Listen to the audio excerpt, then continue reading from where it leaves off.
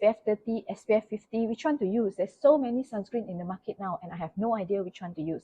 Hi, my name is Nisha, pharmacist turned formulator, and today we'll be talking about sunscreen, especially the SPF, and which one do you use, especially when you're already approaching mid-30s and above.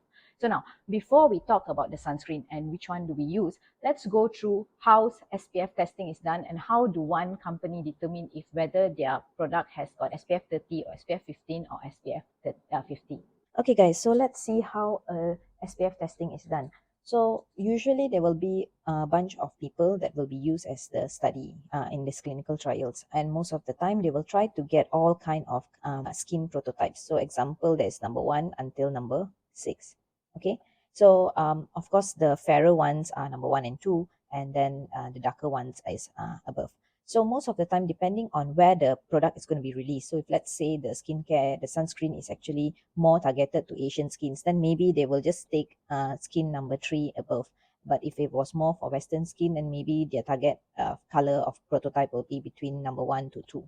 So it all depends on where the sunscreen is going to be released. So most of the time, what's the difference is people who have darker skin tone, they have higher melanin amount. And when they have higher melanin, usually they don't burn as compared to the ones that is the phototype of number 1 and 2. Usually they burn rather easily. So again, it all depends on the skin tone and then how the sunscreen will react to it.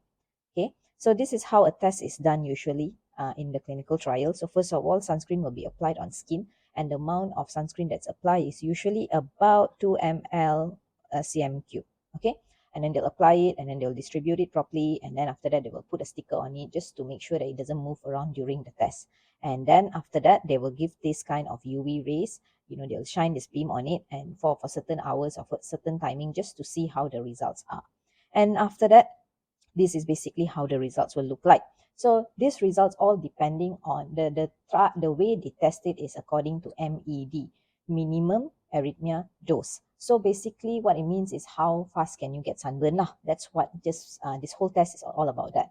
So this is a skin that is not applied with any sunscreen. So this is how it looks like. So maybe let's say they took about 10 minutes to get these results. And then after that they will see lah, which is, so this one maybe took a bit longer, and then this one probably took a little bit more longer, and so on. So what they will do is they will give a MED for this, and then they will give a MED for this, and then what they will do is, so let's say MED1 and MED2, so MED2 divided by MED1, whatever the amount is, that's how the SPF is determined. Okay, so again, this is generally this is how the tests are done, and of course there's a lot of other factors that they look into it, but generally this is how it's done. So now guys, bear in mind, SPF only indicates what kind of protection it gives against UVB, not UVA. For UVA, I've done another video previously about PA+++, so do check that out. For today, it's all about SPF and UVB. Okay, so UVB rays are most of the time only superficial epidermal layers, sunburn and so on. So if you were someone who was aging 35 and above and all that, starting to get pigmentation, you also have to look at what kind of coverage does the UVA protection is given for the sunscreen, which is all the PA+++. Okay, so now that we know already how clinical trials, how sunscreen are tested, let's look at what's the difference between SPF 15, SPF 30, SPF 50, and which one should you be using. So this is how SPF works. If you can see, if somebody is not applying any sunscreen, they will probably have about 100 photons that goes into their skin. But when they put SPF 15, which is about 93% of protection, they'll get 7 photon and so on, So does SPF 50 mean that SPF is better than SPF 30? No, it's not like because it's SPF 50 or SPF 60, it's 2 times better than SPF 30. No, the amount of protection that's given between these two is probably just 1%. So you don't really need a higher SPF. It all depends on where you're going to be. If let's say you are someone who is just indoor in the office or so on, then SPF 30 is more than enough. You don't need to apply more SPF just for this. So now that we have gone through the whole SPF testing, how it's done, and what sort of difference the SPF 30, SPF 50 does, what's the conclusion? Conclusion is very easy. If you are someone who is indoor, who's always indoor, or just going to office and just sitting indoor, then SPF 30 is more than enough.